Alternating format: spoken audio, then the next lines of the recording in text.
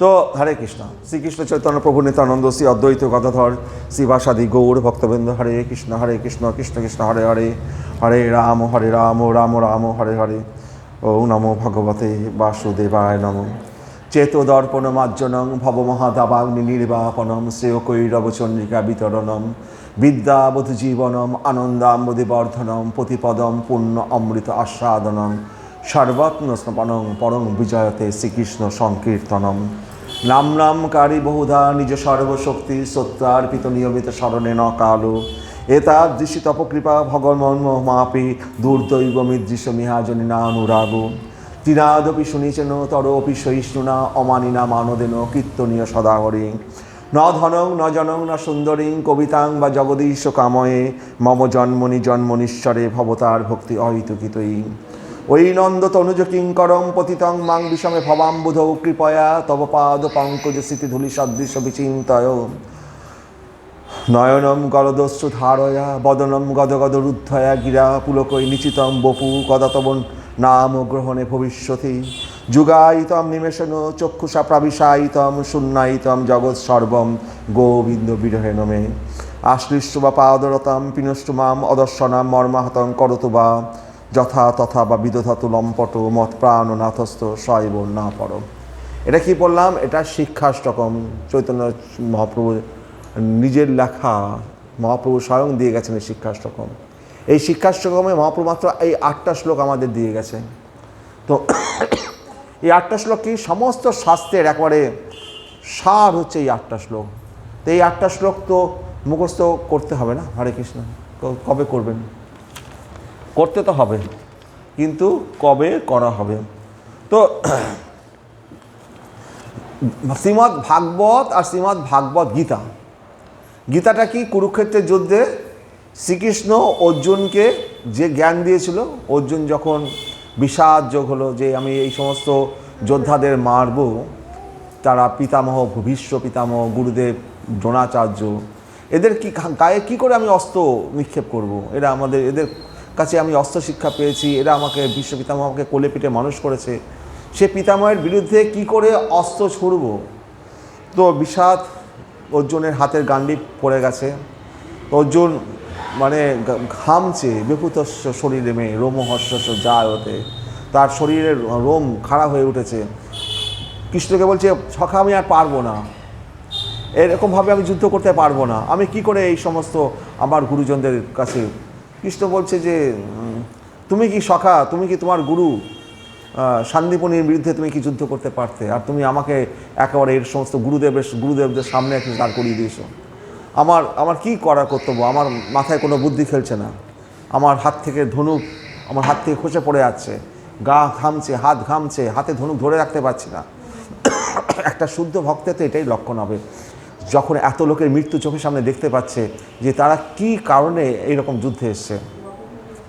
তখন কৃষ্ণ তাকে বোঝালো, দেখো এই যে দেহাত্মবুদ্ধি, আমরা কেউ দেহ নই, এই যে শরীরটা আকার ধারণ করে আছি, এই দেহটার তো বিনাশ আছে, কিন্তু আত্মা, এই আত্মার কখনো বিনাশ হয় না। এই দেহটা পঞ্চভূতের দ্বারা তৈরি, বায়ু আকাশ অগ্নি জল এই সব দিয়ে তৈরি। যখন আমাদের মৃত্যু হবে এই দেহটা পড়ে থাকবে, আত্মা চলে যাবে। আত্মাকে তুমি পুড়াতে পারবে না, জ্বালাতে পারবে না, তীর দিয়ে মারতেও পারবে না। সুতরাং এই দেহটার বিনাশ হয়, আত্মার কখনো বিনাশ হয় না। তুমি যাদের মারবো ভাবছো, তুমি কাউকে মারতে পারবে না, এটা তোমার মোহ, এই মোহ ত্যাগ করো। হরে কৃষ্ণ। এটা হচ্ছে শ্রীমদ্ ভাগবত গীতা কুরুক্ষেত্রের যুদ্ধে। আর শ্রীমদ্ ভাগবতম কি? শ্রীকৃষ্ণ কুরুক্ষেত্রের যুদ্ধ হওয়ার পরে তারপরেও 36 বছর শ্রীকৃষ্ণ দাপরের দ্বারকাধীশ ছিলেন। তো দ্বারকাধীশ থাকার পরে তারপরে যখন তিনি ভগবত ধামে চলে গেলেন, তার স্বলোকে প্রত্যাবর্তন করলেন। এবং শ্রীকৃষ্ণ যখন স্বলোকে প্রত্যাবর্তন করলেন, সাথে সাথে পাণ্ডবেরা কী করলো? যখনই শুনলো যে ভগবান শ্রীকৃষ্ণ তার স্বলোকে প্রত্যাবর্তন করেছে, পাণ্ডবেরা বলল যে যার জন্য আমরা এই রাজত্ব পেয়েছি, যার কৃপায় আমাদের এই বল। অর্জুন বলছে ভগবান অন্তর্ধান হওয়ার পরে আমার গায়ে কোনো শক্তি নেই, আমি আর ধনুক তুলতে পারছি না, সামান্য দস্যুরা আক্রমণ করেছে, আমি তাদের কাছে পরাজিত হয়ে যাচ্ছি, আমার বল বীর্য সমস্ত কিছু হরণ হয়ে গেছে। আর এই শরীর নিয়ে আমরা কি করব? যুধিষ্ঠির কাউকে সাথে কোনো কথা বললেন না। একদিন সকালবেলা যুধিষ্ঠির সামান্য একটা পোশাক পরে ঘর ছেড়ে বেরিয়ে যাচ্ছেন। এদিকে পরীক্ষিতকে রাজা, বাচ্চা ছেলেরা পরীক্ষিতকে রাজা করে দিয়েছেন, আর যুধিষ্ঠির ঘর ছেড়ে বেরিয়ে যাচ্ছেন, কাউকে বলছেন না। হরে কৃষ্ণ। যুধিষ্ঠির যখন বেরিয়ে যাচ্ছে তখন ভীম দেখছেন দাদা বেরিয়ে যাচ্ছে, যার কথায় এতদিন আমরা এই রাজত্ব করেছি যুধিষ্ঠিরের কথা শুনে। সেই যুধিষ্ঠির কিন্তু কারোর দিকে তাকালেন না, সরাসরি একা একা ঘর ছেড়ে বেরিয়ে যাচ্ছেন। ভীম তখন সব ফেলে দিয়ে ভীমও যুধিষ্ঠিরের পিছনে হাঁটা দিলেন। ভীম যখন হাঁটা দিয়েছে অর্জুনও তার পিছনে হাঁটা দিলেন, নকুল হাঁটা দিলেন, সহদেব হাঁটা দিলেন, দ্রৌপদী সেও হাঁটা দিলেন পঞ্চপাণ্ডবের পিছনে পিছনে, এবং তারা উত্তর দিকে যাত্রা করলেন স্বর্গাভিমুখে। আমরা যে যাই কোথায় ব্যাসস্থান, ব্যাসের বদ্রীনাথের ওখান দিয়ে, বদ্রীনাথে যেন ব্যাসের যে ব্যাস আশ্রম আছে না, ব্যাসগদি, আপনারা গেছেন নিশ্চয়ই ব্যাস আশ্রমে। এবং ব্যাস আশ্রমে গিয়ে দেখবেন, যারা যাননি যখন যাবেন, ব্যাসদেবের আশ্রমের উপরে যে পাহাড়টা রয়েছে, পাহাড়টা দেখবেন একেবারে যে বইপত্রগুলো পরপর রেখে দিলে পরে যেগুলো পাথর হয়ে গেলে যেমন হয় না, সমস্ত পুঁথিগুলো পাথর হয়ে আছে ব্যাসদেবের আশ্রমটা। আপনি অবাক হয়ে যাবেন আমাদের শাস্ত্র কত উন্নত যে পুঁথিগুলো পাথর হয়ে আছে। এগুলো যে ব্যাসদেব যে পুঁথি রচনা করেছেন, যে 18টা পুরাণ, সমস্ত পুঁথি, সেই পুঁথির পাতাগুলো পাথর হয়ে সেখানে জমা হয়ে আছে, পাথর হয়ে। দেখলে পরে অবাক হয়ে যাবেন, যে গর্ববোধ হবে আমরা সনাতন হিন্দু ধর্ম, আমাদের শাস্ত্রে যা লেখা আছে ভুল লেখা নেই। সেই ব্যাস আশ্রম থেকে একটু এগিয়ে গেলেই একটা নদীর মতো বয়ে চলেছে, সেটা হচ্ছে সরস্বতী নদী। একমাত্র সরস্বতী নদী একমাত্র ভারতবর্ষের মধ্যে ওই জায়গাটাই দেখা যায়। ওই হ্যাঁ, এবার ওই সরস্বতী নদীটা পার হয়ে তো তারা যাবে উত্তরাভিমুখে স্বর্গের দিকে। তো ভীম সেখানে একটা বড় পাথর ওই সরস্বতী নদীর উপর ফেলেছিলেন, সেই পাথরের উপর পা দিয়ে তারা চলে গিয়েছিলেন। সেই পাথরটা এখন আছে, ওটাকে বলা হয় ভীমশিলা। ওই পাথরটা এখন আছে, যাবেন আপনারা বদ্রীনাথ। গরমকালে যাবেন অবশ্যই, কারণ শীতকালে ওখানে বন্ধ থাকে 6 মাস। এবং সেখানে যাবেন, এবং ওখান থেকে আরও অনেক কিছু দেখার আছে, আরও যাওয়ার পথও আছে। হ্যাঁ, একটা জায়গা আছে যেখানে ভগবান শ্রীকৃষ্ণের ছেলের পদুম্নের বিয়ে হয়েছে, সেখানেও একটা মন্দির আছে। সেখানে যে বিগ্রহগুলো আছে দেখলে অবাক হয়ে যাবেন সেই বিগ্রহগুলোকে। আমি ফটো তুলেছিলাম, কিন্তু ওরা ফটো আমাকে ডিলিট করে দিতে হয়েছে, ফটো ওরা তুলতে দেয় না।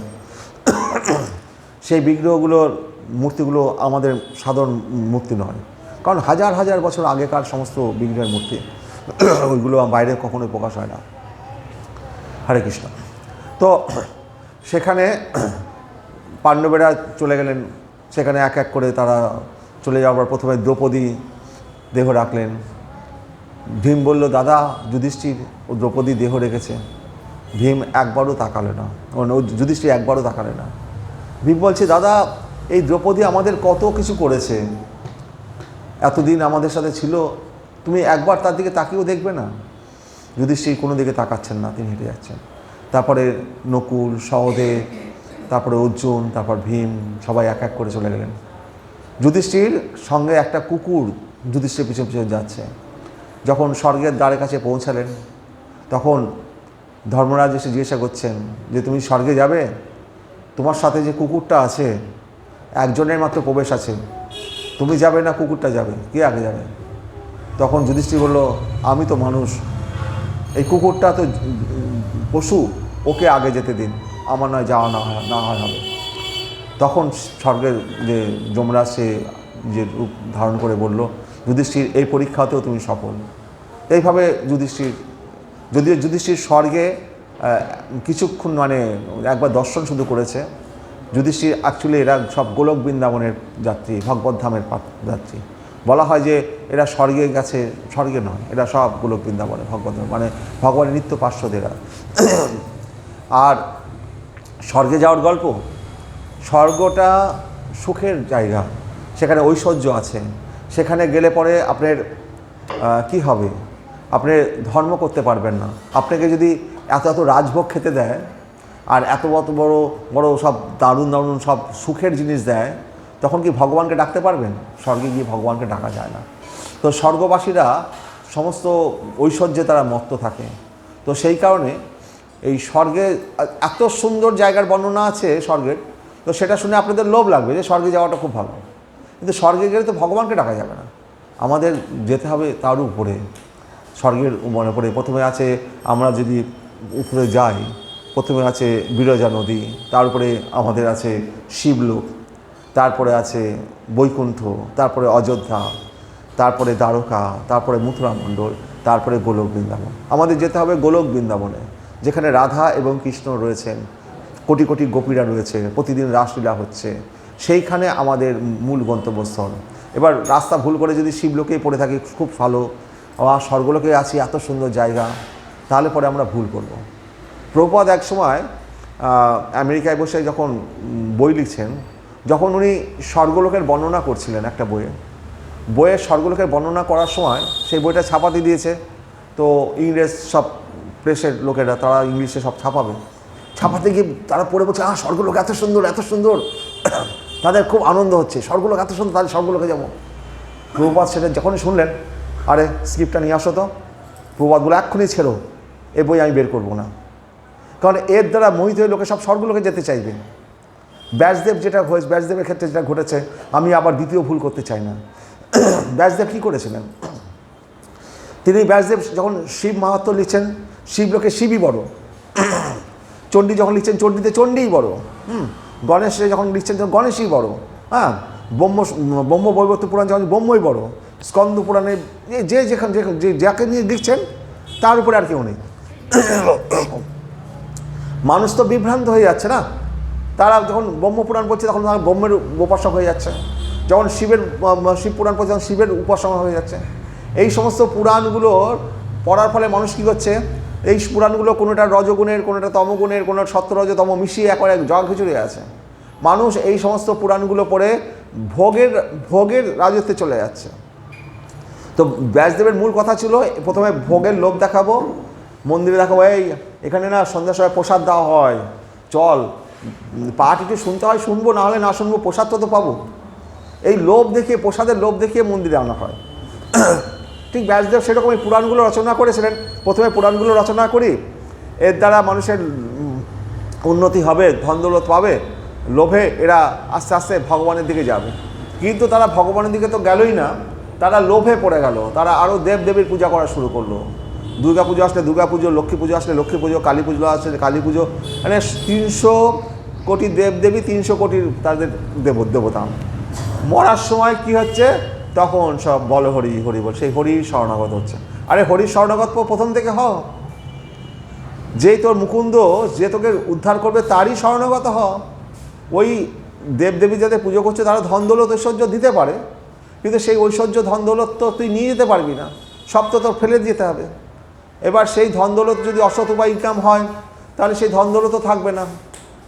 ধন দৌলত এই জন্য বলা হয় যে যদি ধন দৌলত অর্থ জয় ইনকাম করেন, মন্দিরে যদি 10-20 টাকা দেওয়া হয়, তবে আপনি ধন সুরক্ষিত থাকবেন, নইলে ডাক্তার খেয়ে নেবে সেই ধন। তো ধনটাকে যদি বাঁচাতে হয়, তাহলে মন্দিরে এসে দান করতে হবে, কিছু দান করতে হবে, তবে আপনার ধন সুরক্ষিত হবে, নাহলে ডাক্তারের ওষুধ আছে, আর ওষুধের দোকানগুলো ভর্তি এখানে। হ্যাঁ, প্রতিদিন সকালবেলায় গ্যাসের ওষুধ, সকালে না ডায়াবেটিসের ওষুধ, না এর ওষুধ ওর ওষুধ, আপনি ওষুধের সব পয়সা খেয়ে নেবে, কিন্তু মন্দিরে ভগবানকে 10 টাকা দেবে না। তো তাহলে পরে সেই ধন থাকবে কী করে? হরে কৃষ্ণ। তাহলে এই মানুষেরা কি হয়েছে, এই দেবদেবীর পূজা করছে ধনের কামনায়, কিন্তু যে ধন তার কোনো কাজে লাগবে না। মৃত্যুর সময় কেউ এসে দাঁড়াবে না, না লক্ষ্মী দেবী, না সরস্বতী, না কেউ। হ্যাঁ, কোনো দেবী এসে বলবে না, এই তুই মরে যাচ্ছিস, চল আমি তোকে উদ্ধার করব। আসল বিপদের সময় যদি যে বন্ধু, সেই তো আমার বন্ধু। আসলের বিপদের সময় বন্ধু সেই হরি, সেই মুকুন্দ, ওই যে কৃষ্ণ ওখানে বাসি হাতে দাঁড়িয়ে আছে, ওই রাখাল ছেলেটা, ওই একমাত্র আমাদের হাত ধরবে। তো ওরই শরণাগত হতে হবে। তো শরণাগত হতেই হবে, তাহলে প্রথম থেকেই হও। হ্যাঁ, শেষ সময় যখন দেখছি আর নিঃশ্বাস নিতে পারছি না, কষ্ট হচ্ছে, আরে কৃষ্ণের ফটোটা একটু সামনে রাখবি, সারা জীবন তো ডাকলাম না, একটু তাকিয়ে অন্তত দেখি, মুখ দিয়ে তো আর আওয়াজ বের করতে পারছি না, কৃষ্ণ বলবো সেরকম ক্ষমতাও তো নেই, অন্তত ফটোটা সামনে রাখ, একটু তাকিয়ে দেখি, চোখটাও ঝাপসা হয়ে আসছে, ভালো করে দেখতেও পাচ্ছি না। তাহলে এরকম অবস্থা হওয়ার আগে আমাদেরকে কৃষ্ণকে স্মরণ করা দরকার। হরে কৃষ্ণ কৃষ্ণ কৃষ্ণ হরে হরে, হরে রাম রাম রাম হরে হরে। তো এবার শ্রীমদ্ ভাগবতটা শুরু হচ্ছে কি করে, যখন আমাদের কৃষ্ণ এরকম তার স্বলোকে প্রত্যাবর্তন করলেন, পরীক্ষিত মহারাজ রাজা হয়েছেন, তার 30 বছর বাদে পরীক্ষিত মহারাজ অভিশপ্ত হলেন, 7 দিনের মধ্যে তক্ষকের দ্বারা তার মৃত্যু হবে। সেই সময় পরীক্ষিত মহারাজ যখনই শুনলেন যে তক্ষকের হাতে তার মৃত্যু হবে, পরীক্ষিত মহারাজ তো রাজা, বিরাট বড় শক্তিশালী রাজা, সারা বিশ্বের রাজা, সেই ইচ্ছা করলে প্রতিকারের জন্য চেষ্টা করতে পারত, কিন্তু পরীক্ষিত মহারাজ জানতেন এই দেহটা একদিন সকলকেই ছেড়ে দিতে হবে, সুতরাং 2 দিন আগে আর 2 দিন পরে, সুতরাং এই দেহর জন্য কোনো রকম দয়া মায়া করা উচিত না। আর ওই যে ছেলেটা আমাকে, ব্রাহ্মণ ঋষিটা, বাচ্চা ছেলে আমাকে অভিশাপ দিয়েছে, এটা ঠিকই করেছে, কারণ আমি একটা অন্যায় যে করেছি, আমাদের বংশে এরকম অন্যায় কেউ করেনি আজ পর্যন্ত, না অর্জুন, না আমার পিতামহ অভিমন্যু। আমাদের বংশে একটা মর্যাদা আছে, আমি সেই মর্যাদা লক্ষণ করে একটা ব্রাহ্মণের গলায় মৃত সাপ জড়িয়ে দিয়ে এসেছিলাম। তো তার ছেলে সিঙ্গি আমাকে অভিশাপ দিয়েছে যে তক্ষকের দ্বারা 7 দিনের মধ্যে মৃত্যু হবে। সাথে সাথে পরীক্ষিত মহারাজ কী করলেন, তার যে ছেলে, বড় ছেলে, তার 4টে সন্তান ছিল, বড় ছেলে জন্মেজয়কে রাজা করে দিলেন, বাবা তুমি রাজা হও, সিংহাসনে বসো। আর পরীক্ষিত মহারাজ একটা নেংটি পরে গঙ্গার তীরে এসে প্রয়োগ বেশনে, মানে উপবাস করে, মানে আর জল স্পর্শ করবে না 7 দিন, যখন আর আয়ু আছে, আর জল খাবো কি? আপনাকে যদি বলে কাল সকালে আপনার মৃত্যু, আপনি কি জল খেতে পারবেন না খাবার খেতে পারবেন? সব তো খাওয়া ওই দিনই সরে যাবে। পরীক্ষিত মহারাজের ওই গঙ্গাতেই মানুষের উদ্ধারের পথ, গঙ্গার তীরে এসে বসলেন। আর সেই সময়ে আমাদের যে নেটওয়ার্ক আছে না, ফোন করলে সারা আমেরিকায় খবর পাঠানো যায়, তখনকার দিনে নেটওয়ার্ক এত হাই কোয়ালিটি ছিল যে 3 লোক থেকে, স্বর্গমত্ত পাতাল থেকে শুরু করে যত পৃথিবীর যত ঋষিরা আছে, সমস্ত ঋষিরা সেখানে এসে উপস্থিত হলো। দেবল, ধৌম, অসিত, নারদমণি, ব্যাসদেব, দুর্বাসা ঋষি, হ্যাঁ, কে নয়, ঋষি গৌতম, বশিষ্ঠ, তো সকলে এসে সেখানে উপস্থিত। আর এক এক ঋষির আন্ডারে আবার 10,000, 5,000 করে তাদের শিষ্য আছে। সেই ঋষিদের ভরে গেল পুরো অঞ্চল। তো পরীক্ষিত মহারাজ বলছে যে আমি কত ভাগ্যবান, এতদিন আমি রাজা ছিলাম, এত ঋষি কখনো আমাকে দেখতে আসেনি, আর আজকে ওই ছেলেটা, ওই ব্রাহ্মণ ছেলেটা সিঙ্গি আমাকে অভিশাপ দিয়েছে, ও অভিশাপ দিয়েছে না আমাকে বর প্রদান করেছে, আমি বুঝতে পারছি না যে এত ঋষি আজকে আমাকে সমাগত হয়ে, আমার সামনে সমাগত হয়ে উপস্থিত হয়েছে, যাদেরকে দর্শন পাওয়া আমার মানে ভাগ্যের ব্যাপার। আর সে এমন একটা অভিশাপ দিয়েছে যে আজকে আমি এত ঋষিদের আমি দর্শন করার সৌভাগ্য পাচ্ছি। তো পরীক্ষিত মহারাজ সেই গঙ্গার তীরে বসে বললেন, হে ঋষিবর, ব্যাসদেব ছিলেন সেখানে, আরও সমস্ত নারদমণি ছিলেন, দুর্বাসা ঋষি ছিলেন, গৌতম ছিলেন, ঋষি গৌতম, বশিষ্ঠ ছিলেন, তাদেরকে সবাইকে উদ্দেশ্য উপরে বললেন, এই মুমূর্ষু প্রাণীদের, মুমূর্ষু যারা প্রাণী, তাদের উদ্ধারের পথ কী করে তারা উদ্ধার পাবে আপনারা বলুন। মুমূর্ষু বলতে যার সামনে মৃত্যু অবধারিত, আমার মাত্র 7 দিন মৃত্যু আছে, কিন্তু মুমূর্ষু সমস্ত প্রাণীদেরই, সবাই তো মুমূর্ষু, প্রত্যেকের সামনেই মৃত্যু অবধারিত, কারো 7 দিন, কারো 5 দিন, কারো 10 বছর, কারো 20 বছর, কারো 50-30 বছর চলবে। তো সবার সামনেই মৃত্যু রয়েছে, সেটা কাল সকালেও আসতে পারে, কারো 10 বছর বাদেও আসতে পারে, কারো 30 বছর বাদেও আসতে পারে, কেউ জানে না কখন মৃত্যু তাকে আসবে। এই মুমূর্ষু প্রাণীদের উদ্ধারের পথ কি আপনারা বলুন। ব্যাসদেব চুপ করে বসে আছে, নারদমণি বসে আছে, কারণ এই উত্তরটা যে দেবে, সেই উত্তরটা যিনি দেবেন তিনি হচ্ছেন সুখদেব গোস্বামী। তারা তো মানে অতীত, বর্তমান, ভবিষ্যৎ দ্রষ্টা, এই ব্যাসদেব, নারদমণি, এরা সব চুপ করে বসে আছে, পরীক্ষিতের কোনো উত্তর দিচ্ছে না। সেই সময় সুখদেব গোস্বামী সেখানে আসছেন। 16 বছরের যুবক, গায়ের রং নীল বর্ণ, পরনে কোনো পোশাক নেই, চুলগুলো কুচকানো এবং সুন্দর দেখতে, সেই সুখদেব গোস্বামী সেখানে আসছেন। এই সুখদেব গোস্বামী কে ছিলেন? এই সুখদেব গোস্বামী ছিলেন ব্যাসদেবের পুত্র।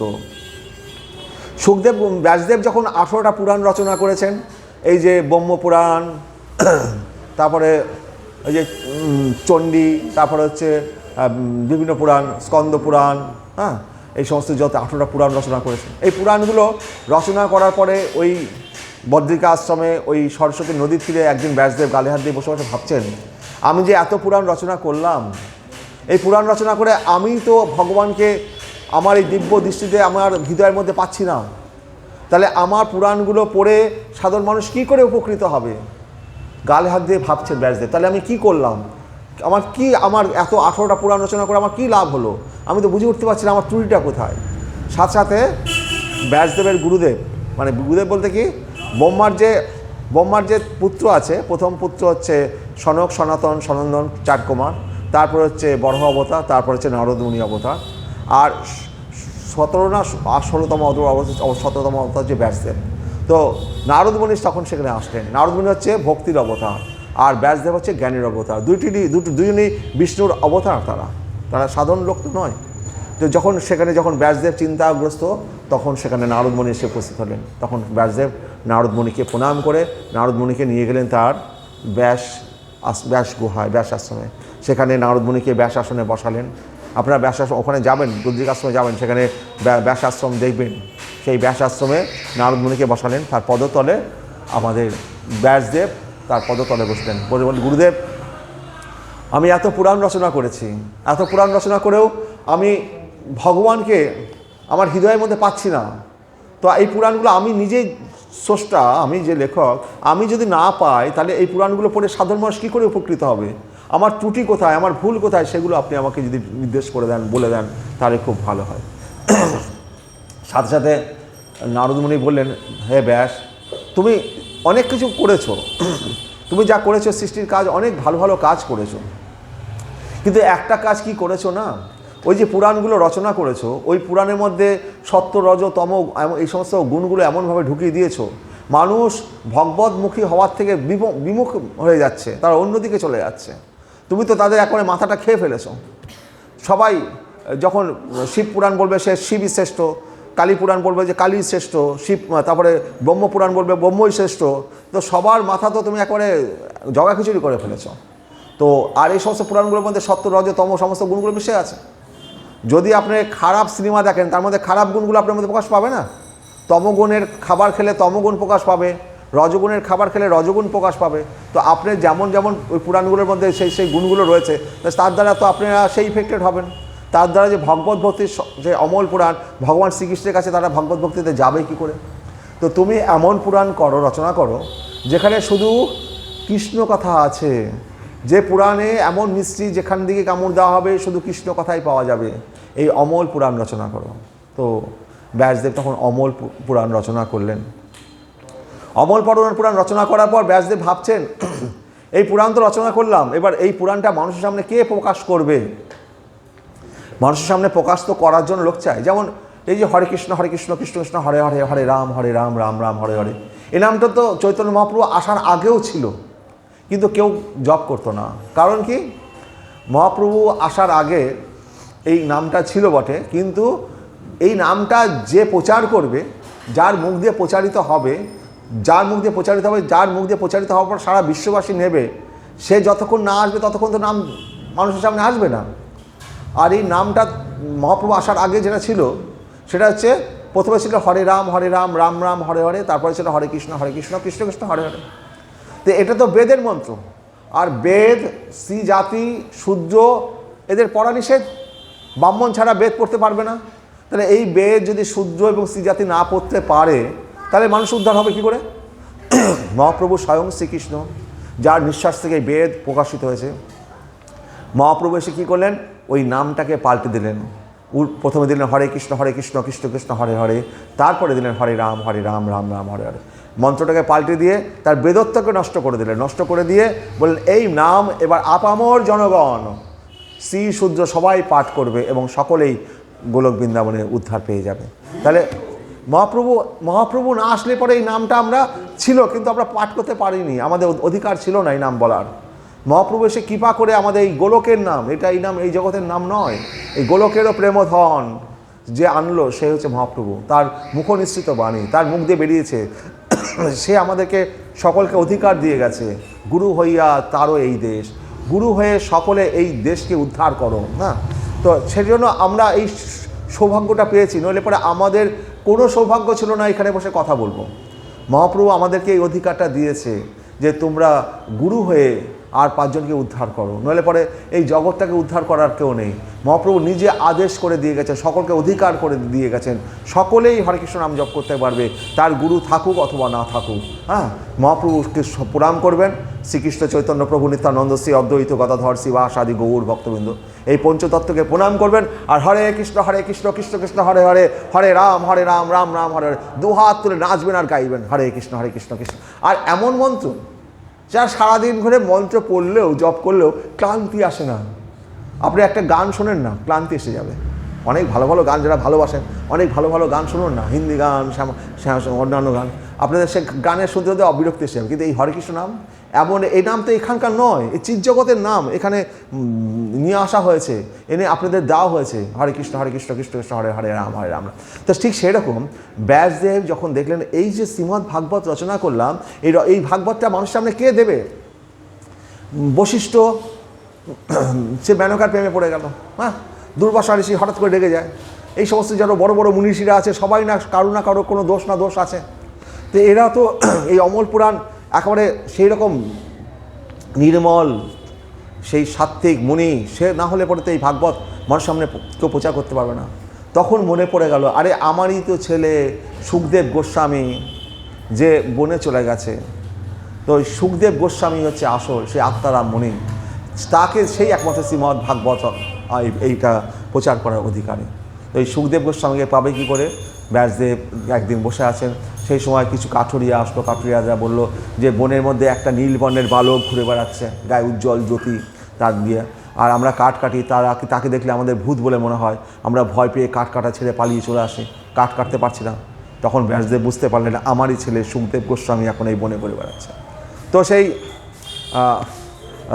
তখন কাঠুরিয়াদের বললো, দেখো আমি তোমাদের দুটো মন্ত্র শিখিয়ে দিচ্ছি, এই মন্ত্র দুটো যখন কাঠ কাটবে, মন্ত্র দুটো পড়বে আর কাঠ কাটবে, দেখবে ওই যে ভূতটা সে ওই মন্ত্র শুনলেই না ও জব্দ হয়ে যাবে। ও এসে তোমাদের যখন জিজ্ঞাসা করবে মন্ত্রটা কোথা থেকে পেলে, তখন সরাসরি কিছু বলবে না, বলে আমার কাছে নিয়ে আসবে। হ্যাঁ, আমি ঠিক ভূতটাকে বেঁধে ফেলবো। বলছি ঠিক আছে। এবার কাঠ কাটতো আর মন্ত্র ওই ব্যাসদেব যে শ্লোক শিখিয়েছে, বহাপিরম নট বড় বপু, বহাপিরম মানে মাথায় ময়ূরপুচ্ছ, নট বড় বপু। হ্যাঁ, নট বড় মানে বর যেমন সেজে গুজে থাকে, নট বড় বপু। এবং তার পিছনে যে রাখাল বালকেরা তার কীর্তন করতে করতে যাচ্ছে মনের মধ্যে গরু চড়াতে। হ্যাঁ, এই বর্ণনাটা দেওয়া আছে শ্লোকটার মধ্যে। সেই শ্লোকটা যখন পড়ছে আর কাঠ কাটছে, আর ওই সুখদেব গোস্বামী ওই নীলবর্ণের জ্যোতির্ময় বালক, সে তখন শুনে তখন সে মোহিত হয়ে গেছে। সে দৌড়ে ছুটে এসছে, আরে এই শ্লোকটা পড়ছো তো, এর পরের শ্লোকটা কী আছে বলো না, এর পরের শ্লোকটা কী আছে বলো না। ওরা বলছে যে ওরা বুঝতে পেরেছে এবার ভূত বোধহয় জব্দ হয়ে গেছে। বলছে যে ঠিক আছে পরের শ্লোকটা শোনাবো, কিন্তু আমাদের গুরুদেব বলেছে যে এই শ্লোকটা শুনতে চায় তার কাছে নিয়ে যেতে, তুমি আমাদের গুরুদেবের কাছে চলো, তোমাকে পরের কী শ্লোক আছে সেগুলো শুনিয়ে দেবে। তোমরা চলো আমাকে নিয়ে চলো তোমার গুরুদেবের কাছে। ওরা বুঝতে পারলো ভূত এবার জব্দ হয়েছে, ভূতকে নিয়ে যায়।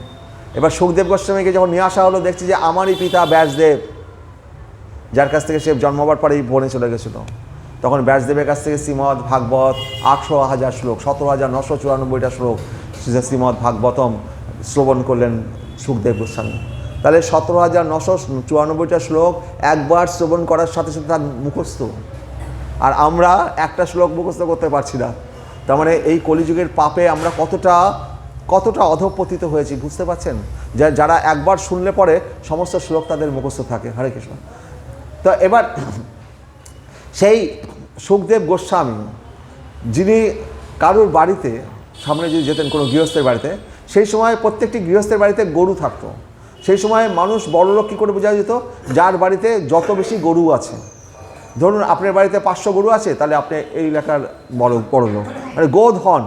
তখন তাদের ওই মণিমুক্ত সোনাদানা এই সমস্ত মূল্য দেখা হতো না, দেখা হতো কতগুলো গরু আছে। কারণ গরু থেকে দুধ হবে, দুধ থেকে ক্ষীর মাখন হবে, এই গোধন কার কাছে বেশি আসে। তো প্রত্যেক বাড়িতেই 50টা 30টা 40টা সেই সময় সবার বাড়িতেই গরু থাকতো। তো এই সুখদেব গোস্বামী যখন কোনো গৃহস্থের বাড়ির সামনে গিয়ে দাঁড়াতেন, সাথে সাথে কী হতো, গৃহিণীরা দৌড়ে আসতো, এসে দৌড়ে একটা ওই পাথরের জামবাটি আছে না, আগেকার দিনে এরকম পাথরের বাটিগুলোকে জামবাটি বলা হয়, ওই জামবাটি নিয়ে গরুর কাছে গিয়ে গরুর দুধ দোয়াতেন। দুধ দুইয়ে ওই গরম দুধ, মানে কোনো দোয়ানোর পরে দেখবেন দুধটা গরম থাকে, তো ওই দুধটা কোনো জাল দেওয়া নেই, ওই রকম ধরেই নিয়ে এসে সুখদেব গোস্বামীকে দিতেন। আর সুখদেব গোস্বামী ওই দোয়ানো আর হাতে দেওয়া এইটুকু সময়কালই দাঁড়াতেন ওই বাড়ির সামনে, আর দাঁড়াতেন না। ওই দুধটুকু খেয়ে সুখদেব গোস্বামী যখন চলে যেতেন, সাথে সাথে সেই বাড়ি ধনে ধান্যে পূর্ণ হয়ে উঠত। সুখদেব গোস্বামীর এত বড় মহাত্মা, যদি কারোর কাছ থেকে একটু দুধ খান, সেই বাড়ি ধনে ধান্যে পূর্ণ হয়ে উঠত। সেই সুখদেব গোস্বামী, যিনি এক মুহূর্তকাল ওই দুধ দহনকাল পর্যন্ত কোনো বাড়ির সামনে থাকেন, তিনি আসলেন সেই পরীক্ষিত মহারাজ যেখানে বসে আছেন উপবেশনে, যার 7 দিনের মধ্যে মৃত্যু, সেখানে আসলেন। এসে সুখদেব গোস্বামী কী করলেন, সামনে পিতা ব্যাসদেব বসে আছে, নারদ মুনি বসে আছে, বড় বড় মহান ঋষিরা বসে আছে। আর এই সুখদেব গোস্বামী 16 বছরের যুবকের মতো একটা দেখতে ছেলে, নীলবর্ণ, গায়ে জ্যোতি বেরোচ্ছে, কাউকে কোনো দিকে তাকালেন না, সোজা উঠে ব্যাস আসনে গিয়ে বসে পড়লেন এবং সকলেই তাকে প্রণাম করছে। হ্যাঁ, যে কেন প্রণাম করছে, তার পিতা নারদ মুনি এরা সকলে কেন সুখদেব গোস্বামীকে প্রণাম করছে? সে এরকম মহাত্মা, তাই তার থেকে প্রণাম করছে না। এই সুখদেব গোস্বামী যখন জন্মগ্রহণ করছেন, তখন কিভাবে জন্ম হয়েছিল? সুখদেব গোস্বামী যখন জন্মগ্রহণ করবে, তার জন্মটা কিভাবে হয়েছিল? তো যখন মানে নারদ মুনি একবার কৈলাসে আসলেন, কৈলাসে এসে পার্বতীর কাছে আসলেন। পার্বতী অনেক নারদ মুনিকে সেবা ভক্ত করেন। নারদ মুনি যাওয়ার আগে বললেন, মা পার্বতী, ওই যে তোমার কৈলাসে শিবটা বসে আছে না, তো ও না পঞ্চমুণ্ডির আসনে বসে ধ্যান করে। ওই 5টা নারীর মাথা, কিন্তু ওই 5টা নারীকে কে তোমাকে কি কোনোদিন বলেছে? পার্বতী বলছে, দেখো নারদ, ওই 5টা নারী কে কে তা তো আমাকে কোনোদিন বলেনি, আর আমি জানিও না। আর আমি শুনেছি তুমি তোমার সকলের ঘর ভাঙো। তুমি কি আজকে আমার ঘর ভাঙতে এসছো? হে নারদ, তুমি দেখো আর একটু কিছু খাবে, বলো খাও, কিন্তু এবার হাঁটবো এখান থেকে। হ্যাঁ, আমার ঘর ভাঙতে এসো না। নারদকে খাইয়ে তাই নারদ বুঝতে পেরেছে পার্বতীর কাজ হয়ে গেছে, আবার যেটা কাজ করতে এসছিলাম সেটা হয়ে গেছে। যে নারদ চলে গেছে, পার্বতীর মাথায় চিন্তা ঢুকে গেল, সত্যি তো শিব তো কোনোদিন বলেনি পঞ্চমুণ্ডির আসনে যে 5টা নারীর মাথার উপর বসে সে ধ্যান করে। এই 5টা নারী কে কে? শিব রাত্রিবেলা আসলে পরে ধরেছে, ওই 5টা নারী কে? তুমি কার প্রেমে পড়েছো, আমাকে সব খুলে বলো। শিব তখন বলল যে দেখো, ওই 5টা নারী আর কেউ নয়, প্রতিকল্পে তুমি এক এক রূপে তুমি আসছো, এবং তুমি যখন দেহ ত্যাগ করছো, তোমার ওই মাথাগুলোকে নিয়ে আমি রেখে দিয়েছি, ওই মাথাগুলো সবগুলোই তোমার। পার্বতী বলেন, আমি প্রতিকল্পে এইভাবে আসবো আর যাব, আর তুমি বুড়ো ভাম শিব একবারে সাপত মানে কোনোদিন মরবে না, একবারে বসে থাকবে একবারে শিবলোকে শিব হয়ে, আর আমি খালি আসবো আর যাবো, ওসব হবে না, আমাকেও অমর করে দিতে হবে, আমি এরকমভাবে জন্মমৃত্যু চক্রে আবর্তিত হবো না। শিব বলে, তার জন্য শ্রীমদ্ ভাগবত শুনতে হবে। বলো, আমিও সব জানি না, আমাকে কী শোনাতে হবে, কী করতে হবে বলো। শিব বলে, চলো তাহলে। অমরনাথে নিয়ে গেছে। অমরনাথের গুহার মধ্যে বসে শিব যখন অমর কথা শোনাচ্ছে, সেই সময় একটা ডিম ছিল। অমরনাথের সমস্ত ডুমুর বাজালো, সাথে সাথে সমস্ত জীবজন্তু যা ছিল অমরনাথে সব সেখান থেকে চলে গেল, কিন্তু একটা ডিম তো আর যেতে পারেনি। ওই ডিমটা তোতা পাখির ডিম ছিল। তখন এই ডিম ফুটে, ওই ডিমে তোতা পাখিটা তখন ওই অমর কথা শুনছে। আর শিব বলে দিয়েছে, দেখো যখন অমর কথা শুনবে, তুমি কিন্তু ঘুমিয়ে পড়ো না। যদি ঘুমিয়ে পড়ো, তাহলে আমার তো জ্ঞান থাকবে না, আমি চোখ বুজে অমর কথা বলতেই থাকবো। তুমি অন্তত যখন শুনছো, আমাকে আওয়াজ দিতে থাকবে, হু হু করে আওয়াজ দিতে থাকবে, তাহলে বুঝতে পারবো তুমি শুনছো। এবার পার্বতী সেই অনুপাতে অমর কথা শুনছে আর হু হু করে আওয়াজ দিচ্ছে। কিছুক্ষণ বাদে পার্বতী ঘুমিয়ে পড়েছে। এবার ওই তোতা পাখিটা, সে তো তার ভালো লেগে গেছে অমর কথা, সে তখন পার্বতীর হয়ে, মা পার্বতীর হয়ে সে তখন আওয়াজ দিচ্ছে, হু হু হু। আর শিব বলে যাচ্ছে। যখন অমর কথা শেষ হয়েছে, তখন শিব দেখছে যে পার্বতী ঘুমাচ্ছে, তাহলে এতক্ষণ হু হু কে করছিল? দেখছে ওই তোতা পাখি, একটা টিয়া। শিব তখন ত্রিশূল নিয়ে ধাওয়া করেছে। ধাওয়া করে আস্তে আস্তে ওই তোতা পাখিটা ওই বদ্রিকা আশ্রমে সরস্বতী নদীতে তখন স্নান করছিলেন ব্যাসদেবের পত্নী, তার ওই অবস্থায় ওই তোতা পাখিটা ব্যাসদেবের পত্নীর মুখ দিয়ে তার গহ্বরে পৌঁছে গেছে, গহ্বরের ভিতরে চলে গেছে, পেটের মধ্যে চলে গেছে। এবার শিব এসে দাঁড়িয়ে আছে যে এ তো যাকে মারবো বলে আসলাম, সে তো ব্যাসদেবের পত্নীর গর্ভের মধ্যে রয়েছে, এই জন্ম নেওয়ার পর না পর্যন্ত মারতে পারছি না। তখন শিব ওই ব্যাসদেবের যে আশ্রম, তার বাইরে ত্রিশূল নিয়ে দাঁড়িয়ে আছে। 1 বছর 2 বছর কিছুতেই ওই তোতা পাখি ওই সুখদেব গোস্বামী জন্ম নিচ্ছে না। তো 12 বছর অতিক্রাম হয়ে গেছে। ব্যাসদেব এসে বলছে যে শিব, তুমি কেন এখানে দাঁড়িয়ে আছো? বলছি যে আর বলো না, ওই শ্রীমদ্ ভাগবত পাঠ করাছিলাম, এক সুখ পাখি সেই ভাগবত পাঠ শ্রবণ করেছে, সে এখন তোমার পত্নীর গর্ভের মধ্যে আছে, ও বেরোলে পরে আমি ওকে মারবো, সেই জন্য এখানে দাঁড়িয়ে আছে। ও ভাগবত কথা শুনে নিয়েছে। ব্যাসদেব হাসছে হাসে বলছে যে শিব বাবা তুমি এত বড় মানে তোমার বুদ্ধি কম জানতাম না তো, যে অমর কথা শুনে নিয়েছে তাকে তুমি মারবে কি করে, সে তো অমর হয়ে গেছে, তুমি তোকে কোনোদিনই মারতে পারবে না, তুমি বরং তোমার কৈলাসে ফিরে যাও। শিব দেখলো সত্যি তো অমর কথা শুনে নিয়েছে, ওকে তো আর মারতে পারবো না। শিব তখন প্রণাম করে সেখান থেকে চলে গেলেন তার কৈলাসে। এবার ব্যাসদেব বললেন হে বাবা সুখদেব গোস্বামী, তুমি এবার মা কষ্ট পাচ্ছে, এত বছর তোমার পেটের মধ্যে ধারণ করে আছে, তুমি এবার বের হয়ে আসো। সুখদেব বলছে আমি বেরোবো না, কারণ বেরোলেই মায়ার জগৎ, এই কারণ ভাগবত পাঠ শ্রবণ করে নিয়েছে না, বেরোলেই মায়ার জগৎ, এই মায়া এসে আমাকে ধরবে। বলছে যে আমি বলছি বেরো। ব্যাসদেব বলছে তুমি কি মায়ার অধীশ্বর, তোমার কথা কি মায়া শোনে? বলে না, যার কথা শোনে তাকে নিয়ে আসো। সে যদি বলে যে আর মায়া অধীন, সে যদি বলে আমাকে মায়া স্পর্শ করবে না, তবেই আমি বেরোবো। সেই সময় শ্রীকৃষ্ণ দ্বারকায় ছিলেন, ব্যাসদেব দ্বারকা থেকে শ্রীকৃষ্ণকে নিয়ে আসলেন। শ্রীকৃষ্ণকে নিয়ে এসে বলেন যে আমার পত্নীর এরকম সন্তান জন্ম হবে, তো সে তো সুখদেব গোস্বামী বেরোচ্ছে না, আপনি একটু কৃপা করে কিছু করুন। শ্রীকৃষ্ণ বলল হে তুমি কে গো? বলে আমি সুখদেব গোস্বামী। তো বলছে যে তুমি এবার বেরিয়ে এসো, মা তোমার মা কষ্ট পাচ্ছে। বলছে আমি বেরোবো না, যতক্ষণ এই বেরোলেই আমাকে মায়া আমাকে চেপে ধরবে। বলছে যে আমি কথা দিচ্ছি তোমাকে মায়া তোমাকে স্পর্শ করবে না। যে আপনি কে বলছেন? আর আমি শ্রীকৃষ্ণ, স্বয়ং শ্রীকৃষ্ণ, মায়া যার অধীনে। তো বল ঠিক আছে, আপনি যখন কথা দিচ্ছেন আমি বেরোলে মায়া আমাকে স্পর্শ করবে না, তাহলে আমি অবশ্যই জানো।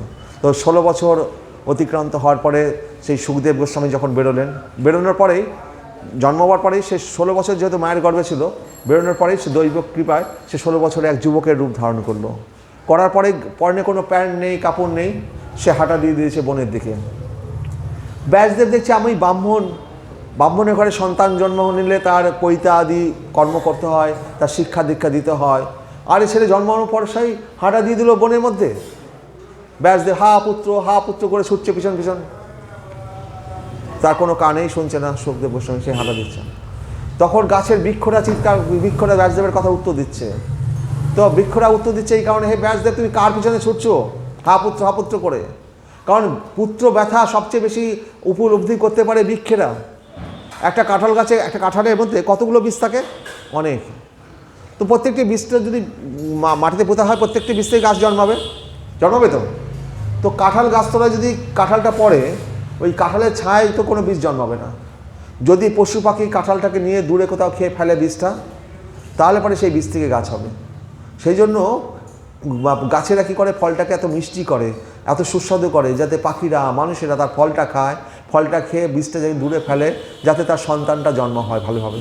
তাহলে গাছতলায় যদি শুধু ফলের পর ফল পড়েই যায়, সেখানে কোনো ফল থেকে আর গাছ জন্মাবে না, কারণ ছায়া পাবে, রোদ পাবে না, গাছের তলাতে ছায়া রোদ পাবে না। তো ওরা ফলটাকে করে যাতে আমাদের সন্তানরা বেঁচে থাকে। কিন্তু তারা জন্মাবার পরেই সন্তান বিরহ, তারা সন্তানকে আর দেখতে পায় না। সন্তানের বীজটা নিয়ে গেল কোথায়, সে বীজটা নিয়ে গিয়ে কোথায় জন্মালো, তার এই জেলা থেকে অন্য জেলায় চলে যাচ্ছে, অন্য জেলায় একটা গাছের চারা কোথা থেকে কোথায় চলে যাচ্ছে, মা কি আর জানতে পারছে আমার সন্তানটা কোথায়? তো সেই বৃক্ষেরা তখন ব্যাসদেবকে বলছে তুমি হা পুত্র বলে কার পিছনে ছুটছো? তারপরে ব্যাসদেব তবু ছুটছেন, হা পুত্র তুমি বাড়িতে আসো, তোমার ব্রাহ্মণ দীক্ষা হবে, তুমি এই সমস্ত জ্ঞান অর্জন করবে, তবে তো তুমি বনে যাবে। ও তো ভাগবত পাঠটা তো আগেই সব হয়ে গেছে, ওরা জ্ঞানে অর্জন করার কি দরকার, তো মহাত্মা হয়ে গেছে না, আত্মারাম মুনি হয়ে গেছে। এবার সেখানে যাওয়ার পথে একটা বিরাট বড় একটা ঝর্ণা সরোবর ছিল, সেখানে স্বর্গের উর্বশীরা এসে সেখানে স্নান করছিলেন। তাদের মাঝখান দিয়ে সেই বালকটা, সেই সুখদেব গোস্বামী তো পরনে কোনো প্যান্টও নেই, সেই অবস্থায় তাদের মাঝখান দিয়ে হেঁটে চলে যাচ্ছেন, কোনো অসুবিধা হয়নি। যখন ব্যাসদেব যাচ্ছেন হা পুত্র করে, তখন ব্যাসদেবকে যখন স্বর্গের উর্বশীরা দেখেছে, তখন তারা স্বর্গের উর্বশীরা তাড়াতাড়ি করে কাপড় টাপড় নিয়ে নিজেদের লজ্জা ঢেকে দাঁড়িয়ে পড়েছে। ব্যাসদেব বলছে মা, আমার যুবপুত্র তোমাদের মাঝখান দিয়ে চলে গেল উলঙ্গ অবস্থায়, আর আমি বৃদ্ধ ব্যাসদেব জ্ঞানী পুরুষ, আমার পরনে ধুতি পরা আছে, আর আমাকে দেখে তোমরা লজ্জা পাচ্ছ, ব্যাপারটা কি আমাকে বুঝিয়ে বলো। তখন ওই স্বর্গের উর্বশীরা বলল, আপনার যে পুত্র সে তো মুনি, তার হৃদয়ে কোনো মানে নারী পুরুষের কোনো ভেদজ্ঞানই নেই, তার দৃষ্টি সবসময় কৃষ্ণের চরণ ঊর্ধ্বমুখী, সে এই জগতে কারোর দিকে সে তাকায় না। সে আমাদের মধ্যে দিয়ে বসে থাকলো কি গেল কি আসলো, তাতে আমাদের কোনো লজ্জার কোনো প্রশ্ন আসে না। কিন্তু আপনার মধ্যে স্ত্রী পুরুষের ভেদ জ্ঞান রয়েছে, সেই কারণে আমরা লজ্জা পাচ্ছি। তখন নারদমণি মাথা ব্যাসদেব তখন মাথায় হাত দিলেন, আমি কার পেছনে ছুটছি?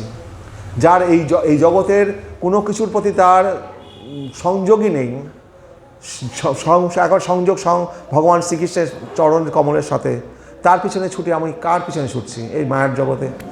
ব্যাসদেব ফিরে আসলেন। সেই ব্যাসদেবকে তখন ওই শ্রীমদ্ ভাগবত যখন কাঠুরিয়াদের মাধ্যমে সেই যখন পেলেন, সেই ব্যাসদেবকে যখন শ্রীমদ্ ভাগবত পাঠ শ্রবণ করেছিলেন, তো ব্যাসদেব শ্রবণ করার পর আবার বনে চলে গেছিলেন। সেই ব্যাসদেব এখন সেই পরীক্ষিত মহারাজ যখন গঙ্গার তীরে বসেছেন, উপবেশনে বসেছেন, তো 7 দিনের মধ্যেই মৃত্যু। আর ব্যাসদেব এসে সরাসরি ব্যাসাসনে বসলেন। ব্যাসাসনে বসার পরে পরীক্ষিত মহারাজ সুখদেব গোস্বামীর পা ধুয়ে দিলেন। পা ধুয়ে দেওয়ার পরে প্রণাম করে বললেন, হে গুরুদেব, তো আপনি বলুন এই মুমূর্ষ প্রায় প্রাণীদের কী করে উদ্ধার হবে? নিজের নাম বললেন না, এই মুমূর্ষ প্রায় প্রাণী। তখন সুখদেব গোস্বামী বললেন, হে পরীক্ষিত মহারাজ, তুমি যে প্রশ্ন করেছ, এই প্রশ্ন তোমার পিতা অভিমন্যু, তার পিতা অর্জুন ভগবান শ্রীকৃষ্ণকে যে প্রশ্ন করেছিল, তার থেকেও এই প্রশ্ন অনেক বেশি মহিয়ান। মানে তুমি এত ভালো প্রশ্ন করেছো। কারণ কি, এই যে তুমি নিজের কথা বলোনি, সমস্ত মৃতপ্রায় মানুষ প্রত্যেকেরই সামনে মৃত্যু অবধারিত। এই মুমূর্ষ প্রায় প্রাণীর কী করা উচিত? তো এটা হচ্ছে সবচেয়ে বড় প্রশ্ন। এই প্রশ্ন অর্জুনের প্রশ্ন থেকে অনেক বড় প্রশ্ন।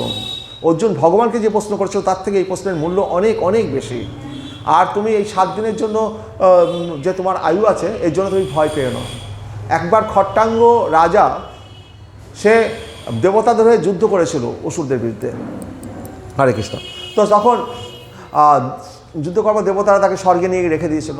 একদিন খট্টাঙ্গ রাজা দেবতাদের বলল, দেখো আমি অনেকদিন আছি, তো আমার আয়ু আর কতদিন আছে দেখো। দেবতারা বললো, আর ঘন্টা 2-3 আছে। বললো 2-3 মাত্র ঘন্টা আছে, তাহলে শিগগির আমাকে মর্তলোকে পাঠাও। বলে কেন? আমি দেবলোকে গিয়ে স্বর্গে গিয়ে তো জপ তপস্যা করা যায় না। সাথে সাথে খট্টাঙ্গ রাজাকে পাঠানো হলো।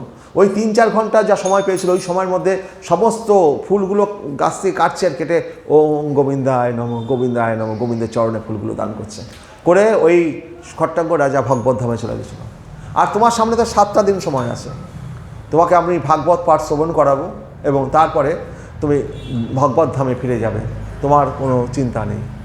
তো পরীক্ষিত মহারাজকে এবার সুখদেব গোস্বামী ভাগবত পাঠ শ্রবণ করাবেন। তো এবার স্বর্গ থেকে দেবতারা ছুটে এসছেন। স্বর্গের দেবতারা ইন্দ্র, বরুণদেব, সমস্ত দেবতারা, অগ্নিদেব, সমস্ত দেবতাদের দল ছুটে এসছে। হাতে একটা সোনার কলস ভর্তি অমৃত নিয়ে এসে সুখদেব গোস্বামী বলছে, হে মহামুনি সুখদেব গোস্বামী, আমরা এই অমৃতর ভাণ্ড নিয়ে এসছি। এই পরীক্ষিত মহারাজদের 7 দিন বাদে মৃত্যু আপনারা বলছেন, তো একে অমৃতটা খাইয়ে দিন। আর এই সুখদেব গোস্বামী, হ্যাঁ সুখদেব গোস্বামী, আপনি তো এই পরীক্ষিত মহারাজকে শ্রীমদ্ ভাগবত দেবেন শোনাবেন বলছেন, তো ওটা আমাদেরকে দিয়ে দিন। আরে অমৃত খাইয়ে নিলে ওর তো আর মৃত্যু হবে না, তো আপনারা অমৃতটা নিয়ে পরীক্ষিতকে খাইয়ে দিন, ও অমর হয়ে যাক, আর আমাদেরকে ভাগবতমটা দিন। সুখদেব গোস্বামী বলেন, তোমরা কি ভেবেছো? তোমরা স্বর্গের দেবতারা চিরকালই ছল চাতুরির মাস্টার। তোমরা ভেবেছো কি এই শ্রীমদ্ ভাগবতমের কাছে তোমরা এই যে সোনার কলসিভর্তি অমৃত নিয়ে এসছো, এই ভাগবতমের কাছে ওটাকে ইটের ঢেলার মতন। একটা বিনিময় করতে গেলে তো সমপর্যায়ের জিনিস হওয়া উচিত। তো একটা ইটের ঢেলা নিয়ে এসে তুমি আমার কাছে শ্রীমদ্ ভাগবতমের শ্রবণ করতে চাইছো। আর তোমরা যদি আমার কাছে এসে বলতে হাত জোর করে যে পরীক্ষিত মহারাজকে শোনাচ্ছেন, আমাদেরকেও কৃপা করে শোনার সৌভাগ্য দিন, তাহলে আমি তোমাদের শোনাতাম। কিন্তু তোমরা কি করেছো? তোমরা বিনিময় প্রথার জিনিস নিয়ে এসছো, ছল ধর্ম। এটা ছল ধর্ম নয়। এই শ্রীমদ্ ভাগবত তারাই শুনতে পারবে যারা নির্মৎসর হয়েছে। নির্মৎসর নাম শতাম বেদ্যম বাস্তবম অত্রবস্তু শিবদম তাপত্রয় উন্মূলনম শ্রীমদ্ ভাগবতে মহামণিকৃতে কিংবা পরঈশ্বর সদ্য হৃদয় অবরুদ্ধতে অত্র পৃথিবী শুশ্রূষবি তৎক্ষণাৎ। যাদের হৃদয় নির্মৎসর হয়েছে, যাদের হৃদয় মাৎসর্য নেই, তারাই একমাত্র এই ভাগবত শুনতে পারে। তাহলে আপনারা যারা বসে আছেন, আপনাদের সকলেই হৃদয় নির্মৎসর, তাই আপনারা শ্রবণ করার সৌভাগ্য পাচ্ছেন। কারণ নির্মৎসর হৃদয় ছাড়া এই ভাগবতম পাঠ শুনতে পারবে না, তারা এই মন্দিরের গেটের ভিতরে প্রবেশ করতেই পারবে না, যাদের হৃদয় নির্মৎসর হয়নি। তো আপনারা একটা জিনিস অন্তত শিওর, আপনাদের হৃদয় নির্মৎসর এবং আপনারা ভাগবত পাঠ শ্রবণের অধিকারী হয়েছেন, তাই আপনার সঙ্গে। তো দেবতাদের বললেন সুখদেব গোস্বামী যে তোমাদের মধ্যে যে হিংসা, ছল চাতুরি রয়েছে, লোভ, লালসা, ভোগের রাজত্ব, ওই জিনিসগুলো হৃদয়ে থাকলে এই ভাগবত পাঠ শ্রবণ করা যাবে না।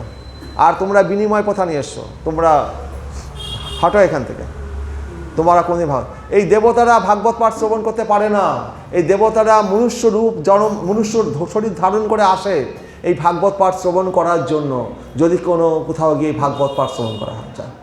আমরা যখন ভাগবত পাঠ শ্রবণ করছি, আপনারা কেউ যে দেখতে পাচ্ছেন এখানে কারা কারা বসে আছে? এখানে স্বয়ং শ্রীকৃষ্ণ উপস্থিত আছে, এখানে সুখদেব গোস্বামী উপস্থিত আছে, হনুমানজি উপস্থিত আছে, বড় বড় ঋষি মহা ঋষিরা এখানে উপস্থিত আছে অদৃশ্যভাবে। যেখানে ভাগবত পাঠ হয় তারা সেখানে উপস্থিত থাকবেই, ভগবান কথা দিয়েছে তারা উপস্থিত থাকবে। সুতরাং এখানে তারা উপস্থিত আছে, কিন্তু আমরা দেখতে পাচ্ছি না।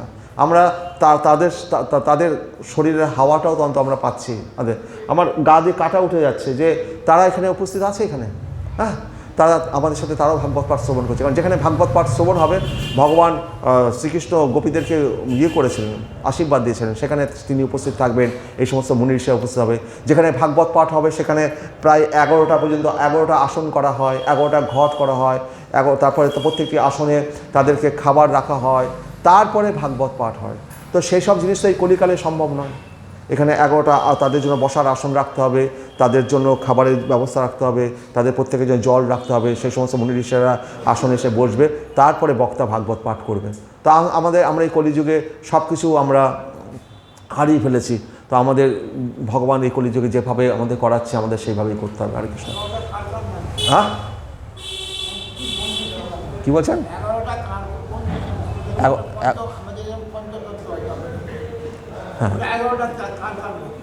11 জন ঋষি আছে না, এই যেমন হনুমান এসে বসবেন, সুখদেব গোস্বামী এসে বসবেন, ভগবান শ্রীকৃষ্ণ এসে বসবেন, হ্যাঁ, এই সমস্ত মহান মহান ঋষি আছে, হ্যাঁ, তারা এসে এখানে বসবে। তাদের জন্য আসন রাখতে হবে, তাদের থালায় ফল প্রসাদ রাখতে হবে, জল রাখতে হবে, হ্যাঁ, তারা শ্রবণ করে, হ্যাঁ, এবং ভাগবত। তো আমাদের তো সেইগুলো তো এখন সম্ভব না, হ্যাঁ, এবং 7 দিনের মধ্যে ভাগবত পাঠ শ্রবণ করা হয়, হ্যাঁ, হরে কৃষ্ণ। সেগুলো আস্তে আস্তে আসছি আমরা, হরে কৃষ্ণ। তো এই ভাগবতম তখন পাঠ যখন 7 দিন সুখদেব গোস্বামী যখন দেবতাদের তো তাড়িয়ে দিলেন, দেবতারা চলে গেল, তারা ফিরে যাচ্ছে স্বর্গে। এবার 7 দিন হয়ে গেছে, 7 দিন বাদে যখন ভাগবত পাঠ শেষ হয়েছে, তখন দেখা যাচ্ছে পরীক্ষিত মহারাজ স্বর্ণ রথে করে ইয়ে যাচ্ছে, ভগবত লোকে গোলক বৃন্দাবনে যাচ্ছে। দেবতারা বলছে, আরে 7 দিন হলো, আর 7 দিনের মধ্যে পরীক্ষিত মহারাজ উদ্ধার হয়ে ভগবত ধামে ফিরে যাচ্ছে। দেবতারা মাথায় হাত দিয়ে ব্রহ্মার কাছে গেলেন, ব্রহ্মা, হে পিতা, এটা কি দেখলাম? শ্রীমদ্ ভাগবত এমনকি সুখদেব গোস্বামী শোনালেন, আর 7 দিনের মধ্যে ভগবত ধামে ফিরে গেলেন পরীক্ষিত মহারাজ, এটা কি করে সম্ভব? ব্রহ্মা বলেন, সত্যি তো, এটাও তো আমি কোনোদিন ভাবিনি। সব নিয়ে আসো, যত গ্রন্থ আছে আর দাঁড়িপাল্লা একদিকে রাখো, আর ভাগবতমকে একদিকে রাখো। সমস্ত পৃথিবীর যত শাস্ত্র আছে সব একদিকে রাখা হলো, ভাগবতমকে একদিকে রাখা হলো। দেখা গেলো ভাগবতম সেখানে ভারী হয়ে আছে, আর সব ওদিকে পাল্লা হালকা হয়ে গেছে। তো ভাগবতম এমন একটা শাস্ত্র, সমস্ত পৃথিবীর যত শাস্ত্র আছে সেই শাস্ত্রের কাছে, এই ভাগবতমের কাছে তারা এখন নস্যি, কিচ্ছু না। তো এবার এই ভাগবতম পাঠ যখন করা হবে, তো আজ থেকে সর্বপ্রথমে তাহলে ভগবান অন্তর্ধান হওয়ার পরে, তো তার 30 বছর বাদে পরীক্ষিত মহারাজকে সুখদেব গোস্বামী ভাগবতম পাঠ শোনালেন, এবং সেখানে শোনানোর সময় সেখানে সুত গোস্বামী উপস্থিত ছিলেন। সুত গোস্বামী কে ছিলেন?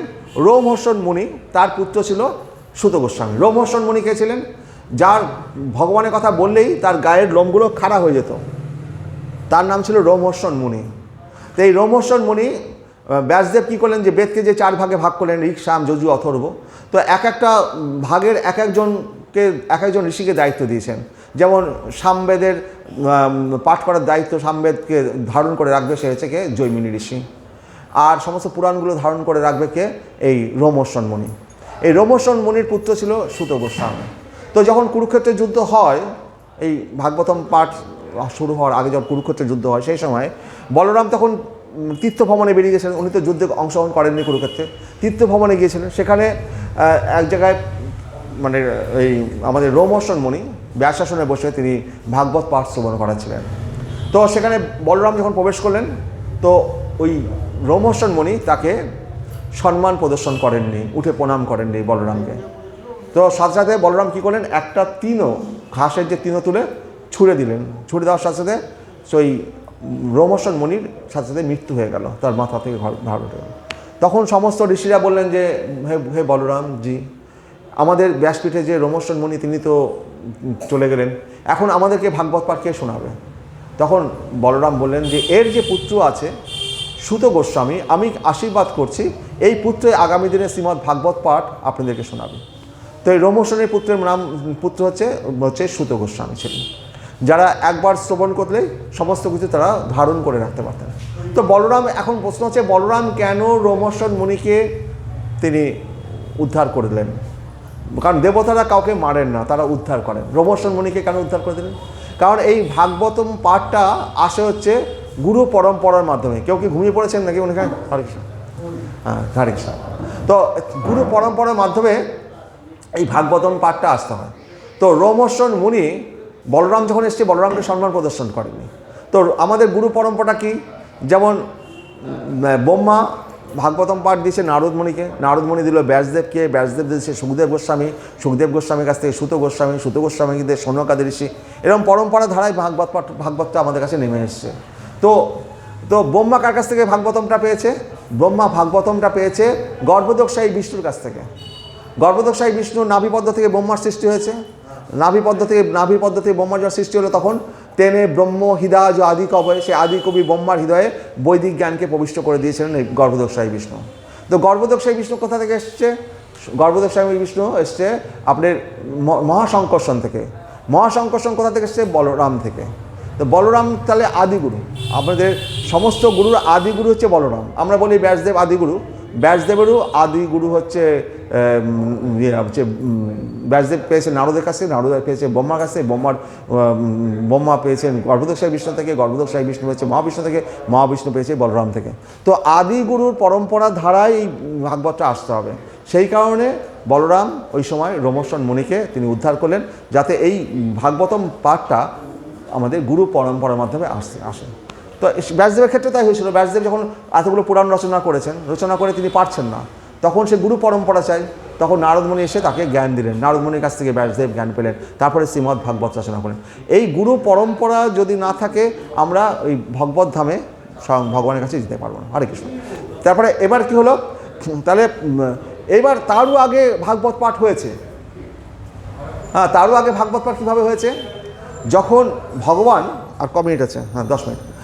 ভগবান যখন অন্তর্ধান করলেন, তার স্বলোকে ফিরে গেলেন, তখন তার যে 16,108টা মহিষী ছিল না দ্বারকায়, তারা তখন বৃন্দাবনে এসলেন। বৃন্দাবনে এসে তারা তখন ভগবানের বিরহে কান্নাকাটি করছেন। তখন একদিন দেখছেন যে এই মহিষীরা, যে কালিন্দী, যে যমুনা, সে খুব আনন্দের সাথে উচ্ছ্বলিত হচ্ছে এবং খেলতে খেলতে বয়ে যাচ্ছে। তখন সেই মহিষীরা কালিন্দীকে বললেন, হে যমুনে, হে কালিন্দী, তুমিও তো কৃষ্ণ প্রেয়সী, আমরাও কৃষ্ণ প্রেয়সী, আমরা ভগবানের বিরহে আমরা এত কান্নাকাটি করছি, তো তুমি কেন এরকম আনন্দিত আছো? তোমার কি এত আনন্দ? কি করে তুমি এই আনন্দ উপভোগ করছো? আমরা তো বিরহে আমাদের চোখের জল রাখতে পারছি না ভগবানের বিরুদ্ধে। তখন কালিন্দী বলবে যে আমি রাধারানীর শরণাগত হয়েছি, তোমরাও যদি রাধারানীর শরণাগত হও, তাহলে পরে তোমরাও এই বিরহ থেকে মুক্তি পাবে। কারণ গোবিন্দ প্রতিদিন রাত্রিবেলায় এই বৃন্দাবনে আমাদের সাথে রাসলীলা করছেন। তো আমরা প্রতিদিন ভগবানের সান্নিধ্য পাচ্ছি, সেই কারণে আমাদের দুঃখ কষ্ট নেই। তো তোমরা একমাত্র যদি রাধারানীর শরণাগত হও, তাহলে পরে তোমরাও এই দুঃখ থেকে, ভগবান বিরহ থেকে তোমরা মুক্তি পাবে। তো সেটা কি করে পাবো? তো বলছে একমাত্র উপায়, কোনো ভক্তের কাছ থেকে, ভগবত ভক্তের কাছ থেকে এই ভাগবত পাঠ শ্রবণ করতে হবে। সেই ভগবত পাঠ করবে সেই ভক্তটা কে? বলছে উদ্ধব মহারাজ। তো উদ্ধব মহারাজের কাছে তোমরা ভালো ভাগবত পাঠ শ্রবণ করো, তাহলে পরে তোমরা এই যে বিরহ থেকে তোমরা মুক্তি পাবে। তখন ওই সমস্ত যে মহিষীরা ছিল, তারা তখন উদ্ধব মহারাজকে স্মরণ করতে লাগলেন। এর আগে কি হয়েছে, ভগবান যখন অন্তর্ধান হলেন, সেই সময় অন্তর্ধান হওয়ার পরে তো যদুবংশ তো সব ধ্বংস হয়ে গেল। যদুবংশের মানে প্রধান একজন হচ্ছে, সে হচ্ছে উদ্ধব মহারাজ। আর কে বেঁচে ছিল? বজ্রনাভ। পদুম্নর পুত্র অনিরুদ্ধ, অনিরুদ্ধের পুত্র হচ্ছে বজ্রনাভ। তাহলে এই বজ্রনাভ আর উদ্ধব মহারাজ যদুবংশের, এরা দুজন শুধু জীবিত ছিলেন। তো এই যে বজ্রনাভের মা কি করেছিল, যখন 100 বৎসর পরে রাধারানী যখন শ্রীকৃষ্ণের সাথে মানে কুরুক্ষেত্রে মিলিত হতে গিয়েছিলেন, সেই সময় দ্বারকার সমস্ত মহিষীরা রাধারানীর অনেক সেবা করেছে। তার মধ্যে একজন রাধারানীকে খুব সেবা করত। রাধারানী তখন বললেন যে হরে কৃষ্ণ। রাধারানী তখন বললেন যে হে মহিষী, তুমি আমার এত সেবা করছো। সেই মহিষীর গর্ভে তখন সন্তান ছিল, সে বজ্রনাভ ছিল। যে মা, তোমার তো গর্ভের সন্তান আছে, তোর সন্তান ব্রজের রাজা হবে। রাধারানী সেই মহিষীকে আশীর্বাদ করেছে, তোর গর্ভস্থ সন্তান ব্রজের রাজা হবে। তো রাধারানী যদি কাউকে আশীর্বাদ করেন, তার মৃত্যু কী করে হবে? কারণ রাধারানী আশীর্বাদ করেছে তোর গর্ভস্থ সন্তান ব্রজের রাজা হবে। সেই কারণে যদুবংশের বজ্রনাভের মৃত্যু হয়নি, আর উদ্ধবের মৃত্যু হয়নি। তো ভগবান যখন অন্তর্ধান হলেন, তখন স্বলোকে প্রবর্তন করে যখন উদ্ধবকে বলেছিলেন, তুমি এই পৃথিবীতে থাকো, এই শ্রীমদ্ ভাগবতটাকে তুমি প্রচার করবে। তো তখন এই বজ্রনাভ যখন বৃন্দাবনে আসলেন, হরে কৃষ্ণ, তখন বৃন্দাবনে এসে দেখছেন চারদিকে ঝোড় জঙ্গল, কিচ্ছু নেই। পরীক্ষিত মহারাজ এসছেন। পরীক্ষিত মহারাজ বললেন যে, বজ্রনাভ বলছে যে আমি কী করে এই বৃন্দাবনে শাসন করবো, এখানে তো মানুষই নেই, লোক নেই, চারিদিকে ঝোড় জঙ্গল। তখন তারা এক ঋষির কাছে গেলেন। সেই ঋষিটার নাম যথাসম্ভব ভগবান শ্রীকৃষ্ণের নামকরণ কে করেছিল? গর্গমুনি। এটা বোধ হয় শাণ্ডিল্য ঋষির কাছে বোধ হয়েছেন।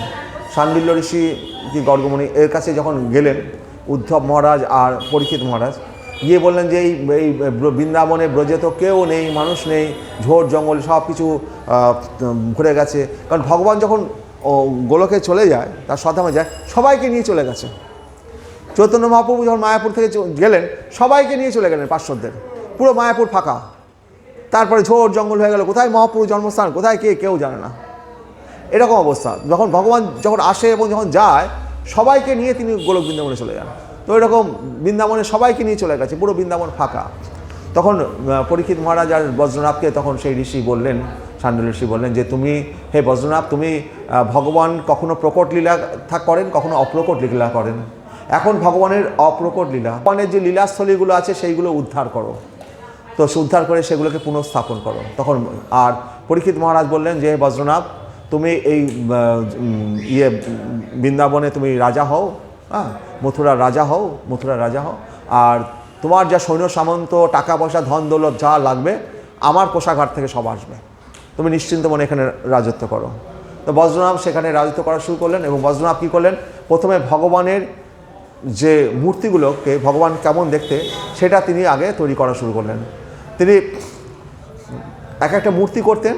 আর পরীক্ষিত মহারাজের যে মা ছিলেন উত্তরা, তখনও জীবিত ছিলেন, মা উত্তরার কাছে নিয়ে যেতেন, মা উত্তরা, দেখো না এটা গোবিন্দের মতো দেখতে কিনা, আমাদের শ্রীকৃষ্ণের মতো দেখতে কিনা। এবার যখন নিয়ে যেতেন, কোনো মূর্তি দেখে উত্তরার সাথে সাথে নিজেকে ঘোমটা দিয়ে দিতেন। তখন বজ্রনাভ বুঝতে পারতো এই মূর্তিটা একবারে ভগবান শ্রীকৃষ্ণের সাথে মিল খেয়ে গেছে, লজ্জা পেয়ে গেছে। বৌমা হয়, তো সেই জন্য শ্রীকৃষ্ণকে মূর্তিটা দেখে যাতে ঘোমটা দিয়ে, তখন বুঝলেন যে বজ্রনাভ এই মূর্তিটা ঠিক হয়েছে। এই জন্য জয়পুরে যে আছে না, আমাদের রাজস্থানের জয়পুরে রাজবাড়িতে যেটা আছে গোবিন্দদেবের মূর্তি বজ্রনাভের তৈরি, এরকম মদনমোহন, গোপীনাথ, এইসব বজ্রনাভ সব মূর্তি তৈরি করে গেছেন, যেগুলো দেখে উত্তরা কোনোটার মুখ হচ্ছে গোবিন্দের মতো, কোনোটার শরীরটা দেহটা গোবিন্দের মতো, কোনোটা তার পদযুগলটা উঠোটা গোবিন্দের মতো, ভগবান শ্রীকৃষ্ণের মতো। সেই জন্য এই আমাদের বৈষ্ণবদের এই 3 মূর্তি দর্শন করতে হয়। 3 মূর্তি দর্শন করলে পুরো ভগবানকে দর্শন করা যায়। তো কারুর মুখটা ভগবানের মুখের মতো, কারুর দেহটা ভগবানের দেহের মতো, কারুর নিচের অঙ্গটা ভগবানের। এই জন্য 3 মূর্তি, গোবিন্দদেবজি, মদনমোহন আর গোপীনাথ, এই 3টে মূর্তি আমাদের বৃন্দাবনে দর্শন করা দরকার। হরে কৃষ্ণ, হরে কৃষ্ণ। তাহলে এটা তো গেল। এবার সমস্ত গোপীরা বলল যে যে আমরা কি করে তাহলে এই ভাগবত কথা শুনবো। তখন বললো যে উদ্ধব যদি শোনায়, তখন উদ্ধবের জন্য তারা প্রার্থনা করতে লাগলো। সাথে সাথে উদ্ধব সেখানে উপস্থিত হলেন।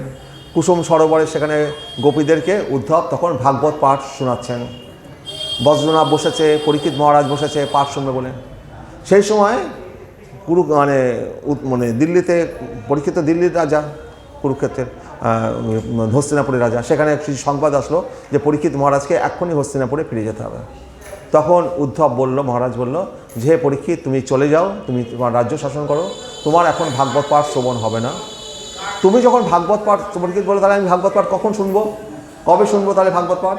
তখন উদ্ধব মহারাজ বলল যে তোমার এখন ভাগবত পাঠ শ্রবণ হবে না, এবং তোমার জন্য ভাগবত পাঠ শ্রবণ হবে, সুখদেব গোস্বামী এসে তোমাকে ভাগবত পাঠ শ্রবণ করবে, এবং যখন তুমি ভাগবত পাঠ শ্রবণ করবে তখন সারা বিশ্ববাসী ভাগবত পাঠ পাবে। তো পরীক্ষিত মহারাজ চলে গেলেন তার রাজ্য করতে, আর উদ্ধব মহারাজ সেই সমস্ত মহিষীদের সামনে ভাগবত পাঠ শ্রবণ করালেন। তাহলে প্রথম ভাগবত পাঠ এই মহিষীদেরকে শোনান উদ্ধব মহারাজ, তারপরে পরীক্ষিত মহারাজ কে শোনান সুখদেব গোস্বামী, তারপরে এই সুত গোস্বামী, সুখদেব গোস্বামীর প্রিয় শিষ্য এবং রোমশন মণিপুত্র সুত গোস্বামী নৈমিষারণ্যে যেখানে আমাদের শৌনকাদি ঋষিরা উপস্থিত ছিলেন, প্রায় 60,000 শৌনকাদি ঋষি, 60,000। তার মধ্যে প্রধান ঋষির নাম ছিল শৌনকমণি, সেই জন্য বলা হয় শৌনকাদি ঋষি। তারা সামনে কলিযুগ আসছে দেখে, তারা কলিযুগ আগত দেখে তারা তখন এক বিরাট যজ্ঞ শুরু করলেন, যে 1000 বছর ধরে যারা যজ্ঞ করবেন, যাতে এই কলিযুগের মানুষেরা ভগবানের চরণ আশ্রয় করে তারা উদ্ধার পেতে পারে। তো আমাদের উদ্ধারের জন্য মনীষীরা কত চিন্তা করেন। তারা 1000 বছর ধরে সেই নৈমিষারণ্যে তারা 1000 বছর ধরে যজ্ঞ করা শুরু করেছে।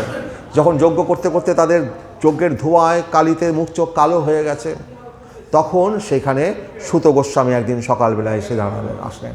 তখন সুত গোস্বামীকে ব্যাস আসনে বসে শৌনকাদি ঋষিরা তখন ভাগবত পাঠ শ্রবণ করতে চাইলেন। তাহলে পরের পাঠটা পরের দিন, হরে কৃষ্ণ, 8:30 বাজে, নইলে পরে এরা আমাকে বকাবকি করবে। হরে কৃষ্ণ কৃষ্ণ কৃষ্ণ হরে হরে, হরে রাম রাম রাম হরে হরে, হরে কৃষ্ণ কৃষ্ণ কৃষ্ণ হরে হরে, হরে রাম রাম রাম হরে হরে, ওম নমো ভগবতে বাসুদেবায় নমঃ। একটু কীর্তন করুন হরে কৃষ্ণ।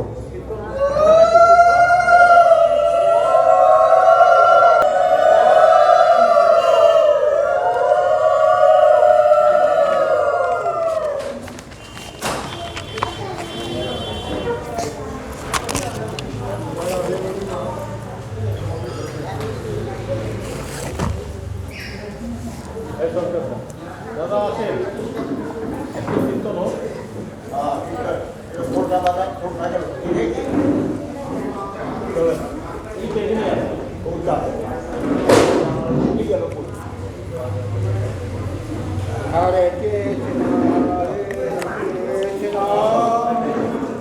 Krishna Krishna.